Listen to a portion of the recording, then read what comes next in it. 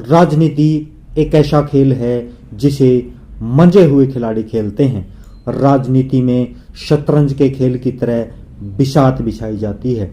शतरंज के खेल की तरह राजनीति में भी एक एक चाल सौ बार सोचकर चलनी पड़ती है। जिस प्रकार शतरंज के खेल में अपने राजा को बचाने के लिए हाथी, घोड़ा व वजीर कभी आगे बढ़कर दूसरी सेना पर आक्रमण करते हैं तो कभी मौके की नजाकत को देखते हुए अपने कदम पीछे भी खींच लेते हैं। इसी प्रकार राजनीति में भी परिस्थितियों को देखते हुए एक समय पर किसी नेता को आगे बढ़ाना उचित समझा जाता है तो उसी समय किसी नेता के पर भी कतरने पड़ जाते हैं।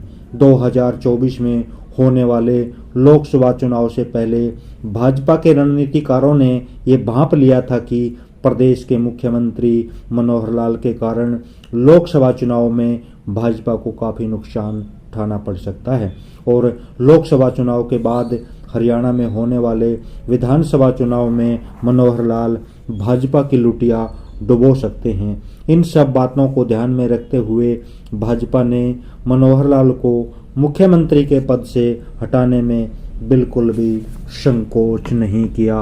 लोकसभा चुनाव में हरियाणा प्रदेश की ज़्यादा से ज़्यादा सीटें जीतने व हरियाणा प्रदेश में लगातार तीसरी बार भाजपा सरकार बनाने का उद्देश्य लेकर पार्टी हाईकमान ने 12 मार्च 2024 को मनोहर लाल के स्थान पर नायब सिंह सैनी को हरियाणा प्रदेश का मुख्यमंत्री बना दिया। मुख्यमंत्री बनते ही नायब सिंह सैनी ने जिस प्रकार राजनीति की पिच पर धुआंधार बैटिंग की उसको देखकर लगा कि भाजपा हाईकमान ने जिस खिलाड़ी को कप्तानी सौंपी है वह बहुत अच्छे परिणाम देगा। मुख्यमंत्री बनने के बाद नायब सिंह सैनी अपनी कार्यप्रणाली से रूठे हुए कार्यकर्ताओं को मनाते चले गए। उनकी भाषण देने की कला और उनकी मंद मंद मुस्कान के कारण भाजपा कार्यकर्ता उनका कायल हो गया और नायब सिंह सैनी के साथ लोकसभा चुनाव में कदम ताल करते हुए दिखाई दिया।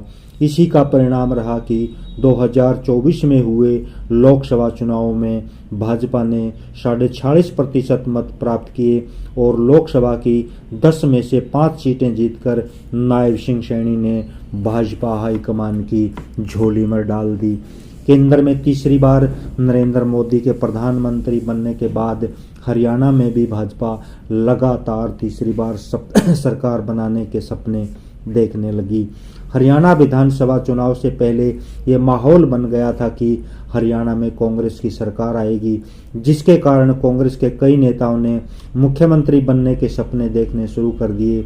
मुख्यमंत्री बनने के सपने कांग्रेस नेताओं ने हवा में उड़कर गलत निर्णय लिए, जिसका नुकसान कांग्रेस पार्टी को उठाना पड़ा। उधर नायब सिंह सैनी हरियाणा प्रदेश की सभी सीटों पर विशेष रणनीति बनाकर चुनाव लड़ रहे थे। ये नायब सिंह सैनी की रणनीति का ही कमाल था कि भाजपा जाटलैंड के गढ़ में भी कई सीटें जीतने में कामयाब रही। चुनाव परिणाम के बाद नायब सिंह सैनी ने 90 में से 48 विधानसभा सीटें जीतकर हाईकमान को सौंप दी और हरियाणा में लगातार तीसरी बार भाजपा हाईकमान का सपना भी सच कर दिया। भाजपा हाईकमान ने भी अपने कप्तान नायब सिंह सैनी पर पूरा विश्वास जमाते हुए एक बार फिर उन्हें हरियाणा प्रदेश का मुख्यमंत्री बना दिया।